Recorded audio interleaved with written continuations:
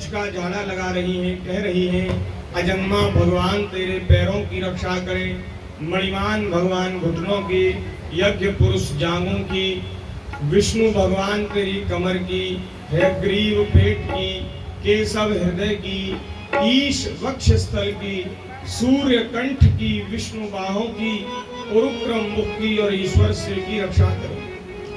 भगवान के ही नामों से भगवान की रक्षा की जा रही है। तो भैया भक्तों की रक्षा करने वाला तो भगवान का नाम है ही। भगवान के ऊपर जब कोई आफत आती है तो भगवान का नाम ही भगवान की रक्षा करता है। ये भाव भक्तों ने दिया, प्रेमी भक्तों ने कहा प्रभु आज हमने आपके नाम की महिमा जानी, आपके संकट को भी आपका नाम हर लेता है। इसलिए राम से बड़ा राम का नाम, भगवान से भी बड़ा भगवान का नाम है। ब्रह्म राम ते नाम बड़ बरदायक वरदान। श्री गोस्वामी जी ने कहा कि भगवान के दो निर्गुण सगुण दोनों स्वरूप, उन दोनों से भगवान का नाम बड़ा है। इसीलिए 100 करोड़ रामायणों में से श्री शंकर जी ने दो भगवान के राम नाम के अक्षरों को ही ग्रहण किया। ऐसा भगवान का नाम है। श्री सुखदेव जी महाराज कह रहे हैं परीक्षित, जब नंद बाबा ब्रज में आए हैं तो नंद बाबा ने सब सूचना प्राप्त की है और नंद बाबा को जो वसुदेव जी ने कहा था वो बात याद आई कि वसुदेव जी ने पहले ही आशंका जताई थी और देखो उनकी बात सत्य हो गई। ब्रज के ऊपर कैसा संकट आया, लेकिन भगवान के आश्रय से, कृपा से वह संकट दूर हो गया। अब आगे महाराज भगवान के सकट भंजन की लीला, तृणावर्त के उद्धार की लीला का वर्णन किया गया है। जब भगवान 27 दिन के हो गए, ठाकुर जी भगवान के जन्म नक्षत्र युक्त काल, जन्म का नक्षत्र तीसरे महीने का आया, माने एक नक्षत्र 27 दिन में लौट करके आता है। जब तीसरे महीने में नक्षत्र लौट कर आया तो भगवान 3 महीने से कुछ कम थे। तो महाराज उस समय हमारे ठाकुर जी ने करवट बदली, तो करवट बदलने का उत्सव मनाया जाने लगा। आज हमारे कन्हैया ने करवट बदली है, तो करवट बदलने का उत्सव मनाया गया। तो उत्सव कैसे मनाते हैं ये यशोदा मैया जानती हैं, हमारे ब्रजवासी जानते हैं। कैसे मनाया जाता है उत्सव है? कोई उत्सव मनाया जाता है तो क्या करते हैं आजकल, वो गाने बजाते हैं बड़ी जोर जोर से। वो महाराज डीजे में गाने बजते हैं और ऐसे गाने बजते हैं कि वो कान एकदम फूट जाए, ऐसी जोर से। और ऊट पटांग ने क्या क्या काम होते हैं। लेकिन पहले उत्सव कैसे मनाया जाता था?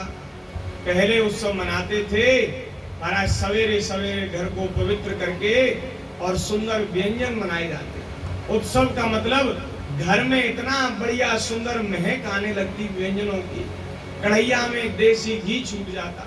आजकल उस दिन, जिस दिन उत्सव होता है उस दिन बनाते नहीं, मंगाते हैं, बाहर से आता है सब कुछ, घर में चूल्हा ही नहीं चेकता और ठाकुर जी को भोग लगता नहीं। अब वो बाहर से, होटल से, रेस्टोरेंट से आवे, अपवित्र वस्तु भगवान कहाँ आरोगेंगे? भगवान तो भूखे ही रह जाते हैं। उत्सव के दिन ठाकुर जी की ये दुर्दशा होती है महाराज। तो ये हमारे यहाँ उत्सव का स्वरूप नहीं। उत्सव कैसे होता? तो सवेरे ही सवेरे महाराज चूल्हों पर कढ़ैया रख दी जाती और उसमें महाराज किसी में पूड़ी सिक रही है और किसी में लड़ुआ बन रहे हैं और किसी में महाराज बूंदी छन रही है, किसी में गुलाब जामुन रस में ऊपर नीचे हो रही है। और महाराज क्या कहना, सुंदर सुंदर व्यंजनों की सुगंध से पूरा क्षेत्र भर जाता और ब्राह्मणों को निमंत्रण दिया जाता। बड़े बूढ़ों को कहा जाता कि बाबूजी, दादाजी आप स्नान कर लो, फिर ब्राह्मण आएंगे और वो महाराज कथा वाचेंगे, स्वस्ति वाचन करेंगे, फिर ब्राह्मणों को भोजन कराया जाएगा, फिर आप सब लोग भी भोजन करिए। आज उत्सव है तो उत्सव ऐसे होता तो यशोदा मैया ने अपनी सखियों को, सहेलियों को इकट्ठा किया और ब्राह्मणों को बुलाया गया। ब्राह्मणों ने भगवान को आशीर्वाद दिया और स्वस्ति वाचन किया और उस समय महाराज फिर ब्राह्मणों ने भोजन किया। फिर ब्राह्मणों को खूब दान मान से सम्मानित करके और यशोदा जी ने अपने सभी प्रियजनों को भोजन कराया। अब ये सब कार्य जब हो रहा था तो यशोदा मैया थोड़ी व्यस्त थी। उत्सव है, आने जाने वालों की भीड़ है, तो यशोदा मैया ने लाला को, कन्हैया को, अब तक उनकी गोद में ही थे, उनकी आंख लग गई तो सो गया है, इसलिए बोले इसको पालने में पौड़ा दें, जिससे झूलता रहेगा, सोता रहेगा, हम अपने और काम में लग जाएंगी। तो एक महाराज वृक्ष के नीचे एक छकड़ा रखा था। बैलगाड़ी, जो बड़ी बैलगाड़ी होती है उसको छकड़ा कहते हैं। उसमें महाराज दही के, माखन के बड़े बड़े घड़े रखे थे। पहले मिट्टी के ही बर्तनों में दही, माखन, घी रखा जाता था। ये आजकल जो धातुएं चल रही हैं, धातु नहीं, कुधातुएं हैं, ये एल्यूमिनियम और ये स्टील, अन्य यानी क्या क्या, नॉन स्टिक, ये सब महाराज नुकसान करने वाली, डॉक्टर इनके लिए निषेध करते हैं। लेकिन हम लोग सब अपनी प्राचीन संस्कृति को छोड़ते जा रहे हैं।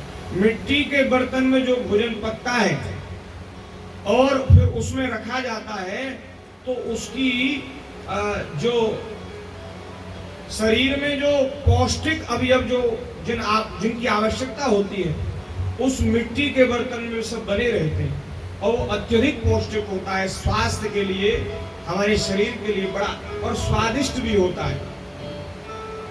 तो मिट्टी के बर्तन में दूध, दही, घी रखा था बड़े छकड़े पर, उसके नीचे पालना ठाकुर जी का रख दिया और पालने में ठाकुर जी झूल रहे हैं, सो रहे हैं। उसी समय महाराज एक दैत्य आया और उस दैत्य ने क्या किया कि वो छकड़े में ही वो महाराज बैठ गया आकर के। उसका मन था कि मैं छकड़े को इनके ऊपर पलट दूंगा और इसके नीचे दब करके लड़का नंद का छोरा मारा जाएगा। लेकिन उसको क्या पता था कि आज मेरी ही मृत्यु आई है, काल मुझे खींच करके इनके पास ले आया है। भगवान ने जाना कि महाराज ये दैत्य जो है इसमें आकर के बैठ गया है, तो ठाकुर जी ने लीला करी।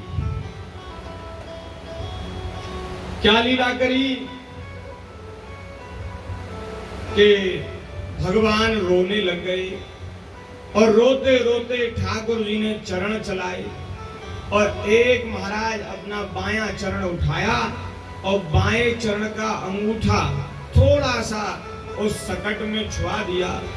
जैसे ही सकट छुआ, वो महाराज आकाश में उड़ गया। वो छकड़ा जो था जिस पर बड़े बड़े भांड रखे थे, वो आकाश में उड़ गया और फिर महाराज ऊपर जाकर के जब दोबारा वह धरती पे गिरा, वो छकड़ा भी टूट गया, जो माखन के, दही के, दूध के पात्र रखे थे वो भी सब टूट गए। अब जैसे वो ऊपर गया फिर गिरा, तो महाराज बड़ी जोर की आवाज आई। सब लोग बोले क्या हुआ, क्या हुआ, क्या हुआ? तो बड़ा हड़कंप लोगों में मच गया और यशोदा मैया दौड़ी कि मेरा कन्हैया तो सुरक्षित है।